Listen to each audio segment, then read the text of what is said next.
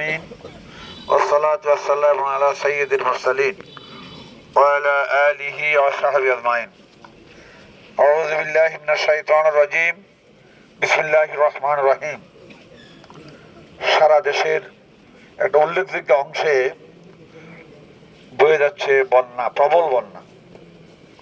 এই উপলক্ষে ইউনিয়ন জামাত আজকে কতিপয় ক্ষতিগ্রস্ত ব্যক্তিদের মাঝে শুকনো খাবার বিতরণী অনুষ্ঠানের প্রোগ্রামের পরিচালক উপস্থিত আছেন সদর উপজেলা জামাত ইসলামীর সহকারী সেক্রেটারি জনাব আনোয়ার হোসেন পাটোয়ারি, উপস্থিত আছেন অত্র ইউনিয়ন জামাত ইসলামীর আমির বিশিষ্ট শিক্ষাবিদ জনাব হুমায়ুন কবির, উপস্থিত আছেন এই মসজিদের সাবেক ইমাম এবং খতিব জনাব মাওলানা শামসুদ্দিন ভূঁইয়া, উপস্থিত ইউনিয়ন জামাত ইসলামীর নেতৃবৃন্দ, আমার সামনে একেবারে পোশাকধারী স্বেচ্ছাসেবকবৃন্দ এবং আমার উপরিষ্ট এবং দণ্ডায়মান আমার প্রিয় ভাইয়েরা, আপনারা কেমন আছেন?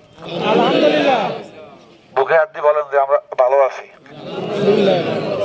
কেমন লাগে আপনাদের কাছে? এই যে দেশব্যাপী বন্যা হয়ে যাচ্ছে, এর ফলও ভালো লাগে? হ্যাঁ, এর ফলও ভালো লাগে। কেমন এই ভালো লাগাটা কে দিয়েছে আমাদেরকে? আল্লাহ দিয়েছে। আমার মনে হয় 16-17 বছর পরে এই জায়গায় দাঁড়িয়ে কথা বলার সুযোগ পেয়েছে। শুধু আমরা না, আপনারা পাচ্ছেন? পারেন।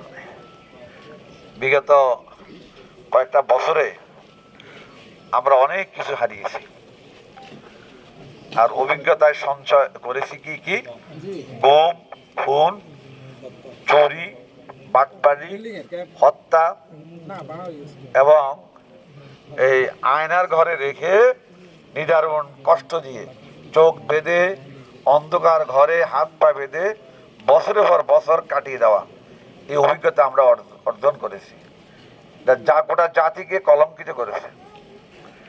আজকে বাংলাদেশে বিশাল একটা অংশে বন্যা, হাজার হাজার লক্ষ লক্ষ মানুষ পানিবন্দী। আপনারা তো ভালো আছেন, অনেক ভালো আছেন। আপনারা খোঁজ খবর নিয়েছেন ফেনী, নোয়াখালী, চট্টগ্রামের, কুমিল্লার, দেখছেন না? অভিজ্ঞতা সম্পর্কে একটা কথা বলতে চাই। এক মহিলা, দায়িত্বশীলা মহিলা জামাত ইসলামের, তিনি ফোন দিয়েছে যে আফা আমাদেরকে উদ্ধার করার কেউ নাই। জেলা আমিরের কাছে ফোন দিয়েছি, ফোন বন্ধ। জেলা সেক্রেটারির কাছে ফোন দিয়েছি, ফোন বন্ধ। কোথায় গেল? ফেনীতে ছাগল নাই। তারপরে এখন আমরা বোধহয় সবাই এখানে সাধুর উপরে যারা আছে সবাই মারা যাব। আমাদের কোনো খাবার নাই, 2 দিন আমাদের মুখে কোনো খাবার নাই, পানি নাই, চতুর্পাশে পানি, কিন্তু আমাদের পান করার মতো পানি নাই। শিশুরা কান্নাকাটি করছে, বৃদ্ধরা আহাদারি করছে। আমাদের কি হবে? আমার 4 মিনিট সময় আছে মোবাইলে চার্জ, এরপর আর ওই পরিবারের আর কোনো খোঁজ খবর পাওয়া যায়নি। আজকে খবর পাইলাম তারা আজকে তাদেরকে উদ্ধার করে নিয়ে গেছে।